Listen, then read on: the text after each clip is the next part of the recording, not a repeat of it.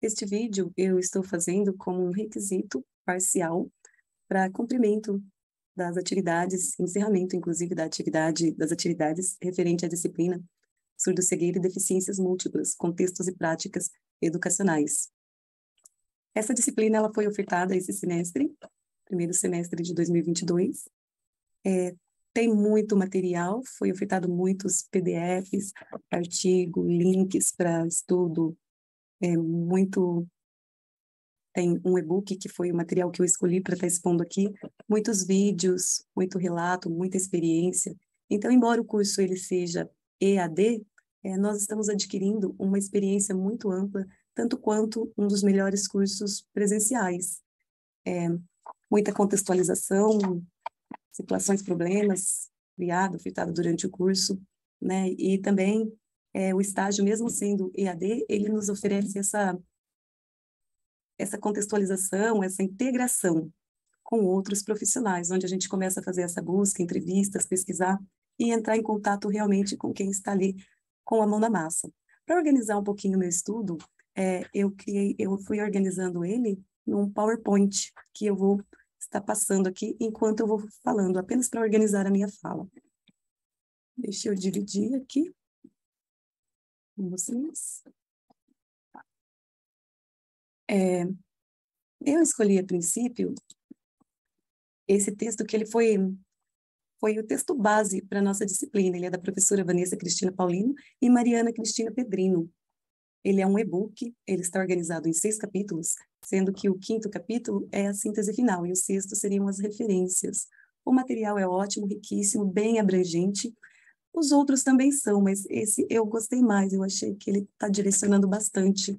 E ele veio, assim, muito de encontro com a minha expectativa, porque em muitos materiais você encontra ali, às vezes, levantam algumas hipóteses, mas não trazem soluções. E aqui ela fala do problema, ela fala das causas dele, ela fala das dificuldades que nós encontramos no dia a dia, em sala de aula, e ela também aponta elas, né, são 2 autoras, elas apontam sugestões, soluções, trazem situações contextualizadas que servem para a nossa prática cotidiana.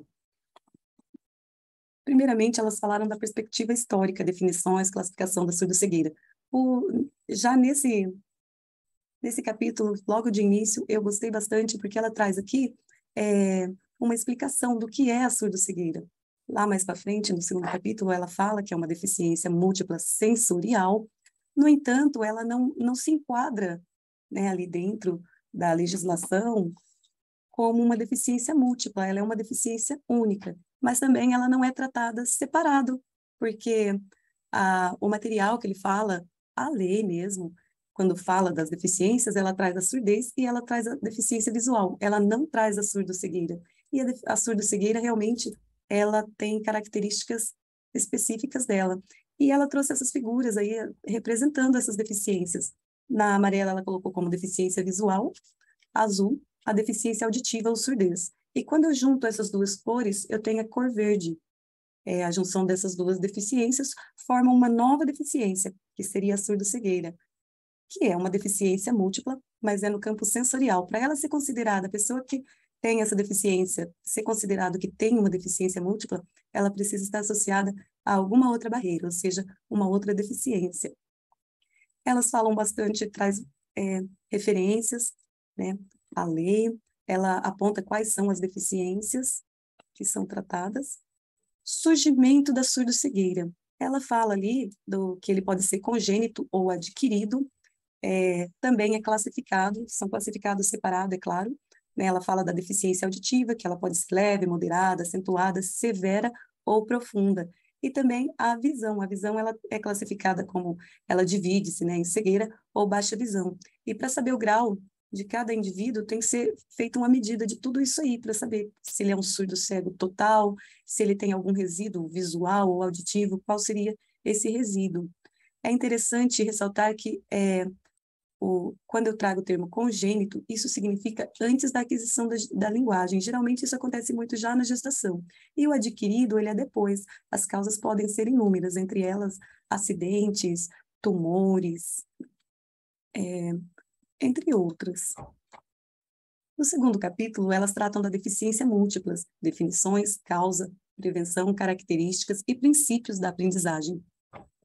Ela coloca ali que a Política Nacional da Educação Especial na perspectiva da educação inclusiva, ela representa um marco, né, acerca das lutas sociais das pessoas com deficiência, a promoção de uma educação de qualidade melhor para essas pessoas. A lei, ela é muito clara. Lá na Constituição de 88 já fala, gente, que a educação, ela é um direito de todos. Quando eu trago que é um direito de todos, não está excluindo de todos os, digamos, normais, né? De todas as pessoas que não têm deficiência, seria isso? Não, é um direito de todos. Então, se apenas essa lei já fosse interpretada corretamente, não precisariam nem ser criadas outras leis, outros decretos para garantir essa lei principal. Então, mas de qualquer forma, esse documento, né, ele foi lançado em 2008, eu mesma já li ele todo. Ele tem como se fossem artigos, está separado por deficiências, explica cada uma, também traz situações de aprendizagem, fala das causas e direciona um pouquinho, né, o trabalho para quem está começando do zero. Foi o meu caso, que em 2013 eu comecei a trabalhar com educação especial, então eu li totalmente esses documentos. Realmente, ele é um documento muito abrangente. Por outro lado, a gente verifica uma falta de interesse muito grande dos nossos políticos, das pessoas que governam. Ela traz isso também nesse e-book um pouquinho mais para frente. Mas realmente esse documento ele veio nortear um pouquinho o trabalho do professor e também chamar a atenção, né, dos governantes para que se cumprisse um pouquinho mais essa lei, esse direito, essa garantia dessas pessoas, pois elas existem. Aqui elas falam dos fatores que podem desencadear a deficiência múltipla, que ele é pré-natal, que acontece durante a gestação, perinatal, durante o parto, e pós-natal. Então, a deficiência, ela pode já acontecer lá dentro do ventre da mãe, na gravidez.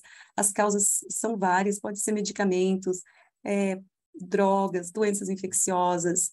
No momento do parto, a falta de oxigenação é uma grande vilã que contribui para que aconteça isso.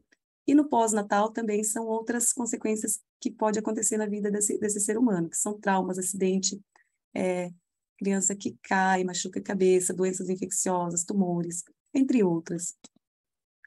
Diagnósticos e desafios. Nessa parte ela fala que quanto antes for diagnosticada, mais rápido a gente pode entrar com uma intervenção. De repente, a intervenção, descobrir qual é a intervenção mais adequada para poder auxiliar, ajudar esse aluno a superar ou amenizar as barreiras que ele vai encontrar durante a sua vida.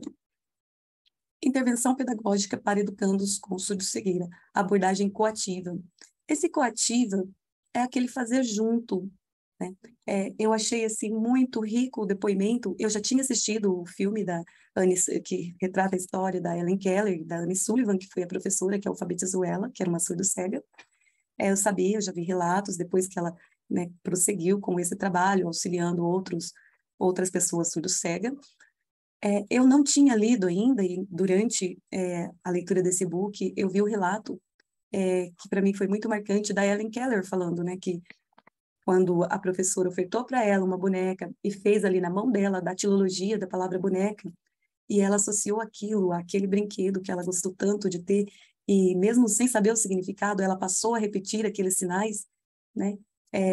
Isso foi muito significativo. E ela fala também, inclusive, de que naquele momento, ali dentro da cabeça dela, né, as coisas passaram a fazer um sentido. É como se ela tivesse achado um norte para se comunicar.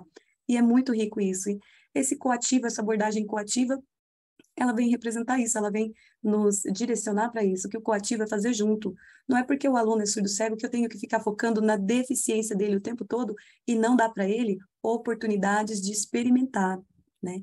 Eu preciso testar, experimentar, tentar trazer ele para o mundo real, mostrar para ele como algumas coisas funcionam, organizando o ambiente, organizando as coisas, organizando os materiais, intervindo mesmo e fazendo junto, refazendo quantas vezes for necessária, para que o meu trabalho comece a ter algum efeito. E é muito importante as pessoas lembrarem que na educação especial, eles são alunos especiais, eles têm suas limitações. De repente, o tempo que ele vai conseguir fazer esse trabalho não é o tempo de uma criança normal, ou não é o tempo que eu esperava. Eu preciso dar o tempo dele, não desistir desse aluno e buscar, ofertar, criar. O professor da educação especial, ele é uma referência e ele precisa construir essa rede de apoio com outros pesquisadores, com outros professores, para ele enriquecer essa experiência dele e para que ele realmente auxilie o professor lá na sala regular. Porque de experiência própria, eu vivi isso, quando você chega numa escola como professor de educação especial, as pessoas te olham com aquela esperança, como se você estivesse ali para resolver todos os problemas dela. Parece até que você tem a cura para tudo ali na escola, o que não é verdade. E você percebe também alguns professores muito desesperados. E daí a gente precisa se colocar como aquela pessoa que veio para amenizar. Então, diante desse contexto, eu não posso ficar me desesperando em frente aos outros professores, e sim falar com calma, dizer que a gente vai encontrar a solução e realmente pesquisar, buscar. Hoje em dia a gente tem que ser curioso, tem que pesquisar, tem que encontrar. Existem formas, sim, não de curar, de resolver, de sanar de vez alguns problemas, mas há como amenizá-los. E quando eu falo desse aluno especial, se ele não vai aprender tudo que eu planejei de repente para ele, mas alguma coisa eu tenho que transformar nesse aluno, alguma coisa eu tenho que melhorar. Qual é a minha meta com ele, né? Sempre pensar nisso. E se fazer o coativo, ele é muito isso. Aqui traz, né, oportunizar ações de forma sequencial ou cumulativo. Isso são situações da vida cotidiana. E sempre pensar quais são os objetivos que eu tenho, né, com esse trabalho. Aqui ela fala da imitação, de referências, é voltado tudo para esse trabalho que eu já falei anteriormente. Ela traz sugestões, aqui ela fala dos sistemas de comunicação mais usados pelas pessoas cegas, fala da comunicação e atuação do intérprete, guia-intérprete e do instrutor mediador, porque a pessoa com surdo-cegueira, na verdade, ela teria direito a esses dois atendimentos. Ela precisa aprender, né? Não adianta nada ela ter um intérprete, por exemplo, se ela não aprendeu a se comunicar de forma nenhuma, se ela não recebeu nenhuma instrução de fora para dentro, para depois ela mostrar isso de dentro para fora, né? Eu tenho que dar para o aluno para que ele me devolva, para que ele mostre o que ele aprendeu.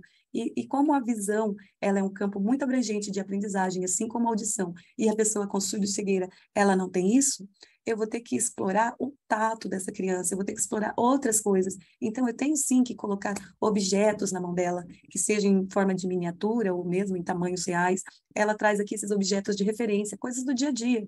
A caixa de antecipação, né, que eu posso colocar ali dentro daquela caixa também objetos que vai estar, de repente, na próxima atividade, para que ele já comece a fazer ali algumas sinapses de associações. A intervenção, no quarto capítulo, a intervenção pedagógica, né, para educando com deficiências múltiplas, a tecnologia assistiva, comunicação aumentativa e alternativa e o mobiliário adequado. É preciso que a gente esteja atento a tudo isso. Intervenção pedagógica, recursos, tecnologia. Nada disso adianta se eu não estiver dentro de um contexto que isso faça sentido. O meu aluno, ele tem uma deficiência, um grau de né, visão, uma baixa visão, um grau muito severo, eu posso ampliar esse material para ele, né? Qual o objetivo que eu tenho com isso? Para que é essa atividade? Né? Eu não posso simplesmente achar uma atividade bonitinha e ofertá-la para o meu aluno se ela não tem significado nenhum para ele. Eu tenho sempre que pensar o objetivo da atividade, quem é o sujeito que vai fazê-la, né? Qual é a dificuldade real dele, para que isso serve para ele, e ter esse feeling de observar o mobiliário. Eu já vi crianças em cadeira de roda que ela não estava cabendo dentro da cadeira de rodas. Se eu removo essa criança para uma carteira, ou se é uma criança que tem alguma deficiência física, além da surdo-cegueira, que é o que a gente está tratando aqui, ela está no mobiliário adequado? O pezinho dela alcança o chão, ou será que ela está com as perninhas de pendurada, de forma que ela já tem tantas outras barreiras, e de repente eu coloco essa criança numa carteira que é muito alta, onde ela não consiga nem alcançar o chão, né? A gente tem que ter uma base para apoiar o pezinho, para ficar mais confortável. Ele está confortável ali naquela mobília, ou aquela mobília tem sido mais uma barreira que prejudica o meu aluno no acesso à aprendizagem, que é um direito dele, né? Aqui ainda tratando do mobiliário adequado, também. Tá, então, eu vou fechar aqui, só foi para eu organizar um pouquinho a minha fala. Infelizmente, são só 15 minutos o vídeo, eu acredito que eu até já extrapolei, e se eu fosse falar tudo que eu aprendi, 15 minutos é muito pouco, eu precisaria de horas, mas foi maravilhoso poder cursar essa disciplina.